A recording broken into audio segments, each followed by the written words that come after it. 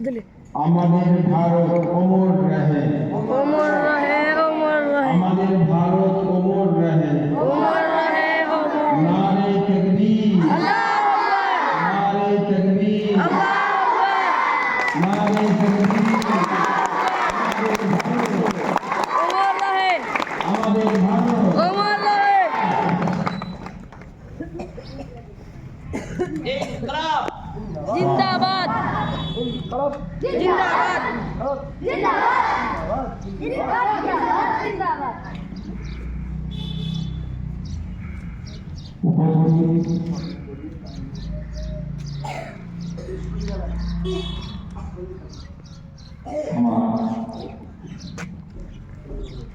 মাদ্রাসা আনোয়ারুল রাব্বানিয়া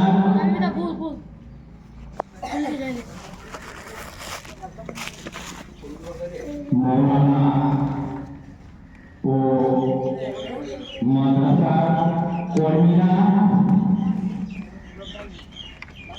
ও মাদ্রাসা তালিবিন অর্থাৎ মাদ্রাসা ছাত্ররা আজ আমরা সবাই একসঙ্গে মিলিত হয়েছি এই মাদ্রাসা প্রাঙ্গণে। তোমরা তোমাদেরকে প্রতি বছরের নেই এবছর তোমাদেরকে এই সুখময় দিন দেখতে পাওয়া গেছে। জানো এই দিনটা কি? এই দিনটা ভারতবর্ষে সুখের দিন থেকে সুখের দিন আগমন। তাই আমরা প্রতি বছর এই দিনটিকে প্রজাতন্ত্র দিবস হিসাবে পালন করে আসছি 26শে জানুয়ারি। এবারেও 76তম প্রজাতন্ত্র দিবস উদযাপন হচ্ছে মাদ্রাসা আনোয়ারুল রাব্বানিয়া। আমরা সবাই গর্বিত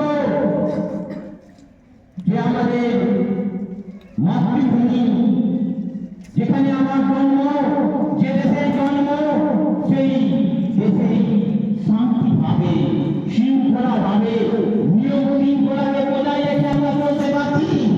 আমরা নিজের পূর্ণ স্বাধীনতায় চলতে পারছি। তার আগে কি আমরা ছিলাম না? সবার মনে রাখবে ছিলাম, কিন্তু আমাদের সেই আর্য দাবি, বিভিন্ন প্রকারের দাবি, সিন্ধু প্রদেশের দাবি, সবাই মিলিত হয়ে ভারতবর্ষ সেই সময় বিদেশ থেকে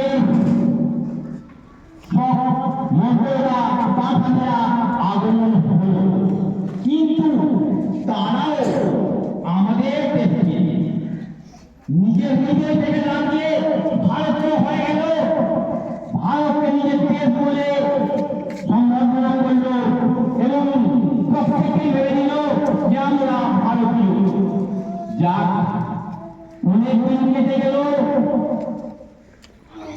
তরুণ থেকে শুরু করে শেষ বার্তা পর্যন্ত চলল। শেষ বার্তা বাংলা বিহার মিশ্রান নবাব সেরাজউদ্দৌলা। শেষ বার্তা নবাবের পরিচয় যখনই তার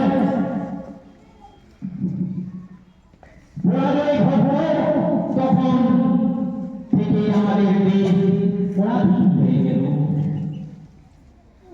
দেশ পরাধীন হলেও কিছু বিশ্বাসঘাতকের দ্বারা ভারতবর্ষের সেই বিশ্বাসঘাতকেরা বিশ্বাসঘাতকতা করল।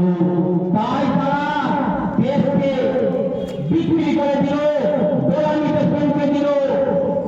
কার কাছে? তৎকালীন ব্যবসায়িক ইংরেজ, যারা ভারতবর্ষের মুখে কথা কলকাতার মুখে একটি কোম্পানি খুলেছিল। সেই কোম্পানির নাম east India company. East India company দেখলো ভারতবর্ষ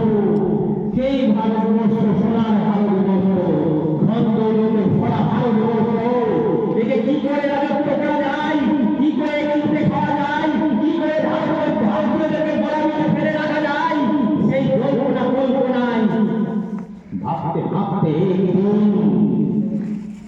নবাব সিরাজউদ্দৌলার প্রধান সেনাপতি মির্জা ফখরুল লোধি যে তুমি লাগাওয়া তুমি বাস্তবায়নে আমি ইসলাম নবাব ভাগা যেই করে হোক ছোটে করে কৌশলে নবাবকে পরাজয় করতে হবে এবং তুমি দেশের রাস্তা এই লোকে হয়ে মির্জা ফখরুল নবাবকে নবাবের পক্ষে গ্রেফতারি করে যুদ্ধে গেল যুদ্ধের নবাব সিরাজউদ্দৌলার জয়জয়কার প্রধান ফাঁকাপুত্র মির্জা ফখরুল সেই ভগবানীতে নবাবের পরাজয় নবাবের পরাজয়ের পর আমাদের দেশ সেদিন থেকে পরাধীন হল নবাবের মৃত্যু হল যা কবিকে আর হইব না আমি জানি সেই গোলামীতে প্রায় 190 বছর কেটে গেল ইস্ট ইন্ডিয়া কোম্পানি তখন ভারতকে পরিচালনা করতে লাগলো বিভিন্ন লড়াইয়ের মাধ্যম থেকে তাই আমাদের দেশ সেই 190 বছর তারা তরুণ যুবকদের প্রাণ বিসর্জন হয়েছে তোমরা জানো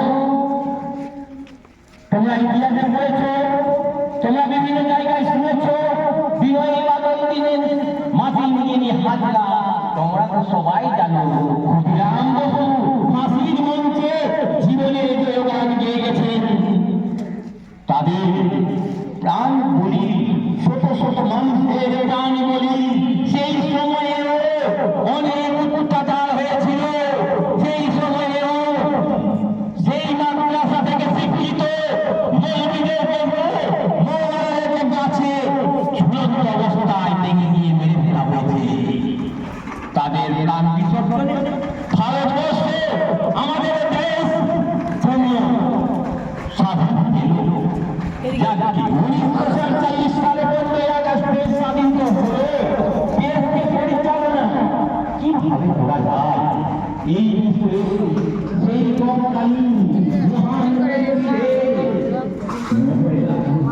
মসজিদকে লাগলো যে আমরা এই দেশকে পরিচালনা করতে চাইবে তাই তারা তুই হার মোবাইল তাদের মাথায় উঠল যে পরিচালনা একটা পরিকাঠামো তৈরি করা দরকার সেই আগে যেতে সময় বলছে কি সেক্রেটারি মহান ব্যক্তিদের নির্দেশে বললো সংবিধান রচনা দীর্ঘ সময়ে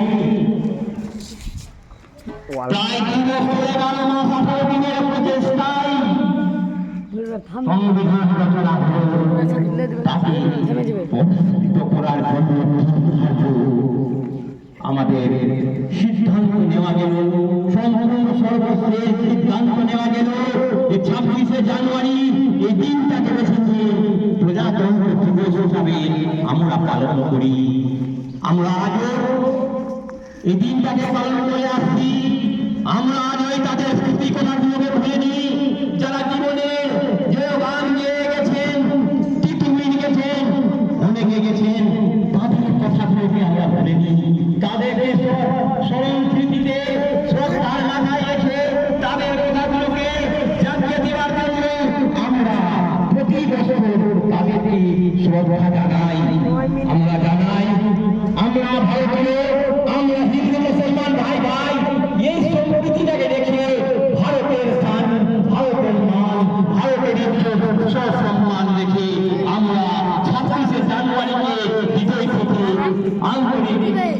ভালোবাসা জানাই স্নেহের ছাত্রছাত্রীরা মাদ্রাসার তোমরা মনোযোগ সহকারে পড়াশোনা করবে যাতে তোমাদের পড়াশোনা জীবন ভালো হোক তোমরাও সমাজ বিগড়ার কারিগর হও দেশ গড়ার কারিগর হও এই আশা রাখি একদিন অদূর ভবিষ্যতে উন্নতি করবে এই আশা রেখে মাদ্রাসার স্থায়ী উন্নতি ও মাদ্রাসার মৌলানাদের শরীর সুস্থ সবল থাকে শিক্ষার দিকে আগিয়ে নিয়ে যান এই আশা মাদ্রাসা কর্তৃপক্ষের দিক থেকে আমি জানাই আন্তরিক ধন্যবাদ।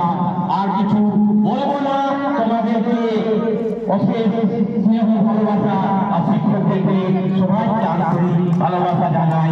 জয় হিন্দ।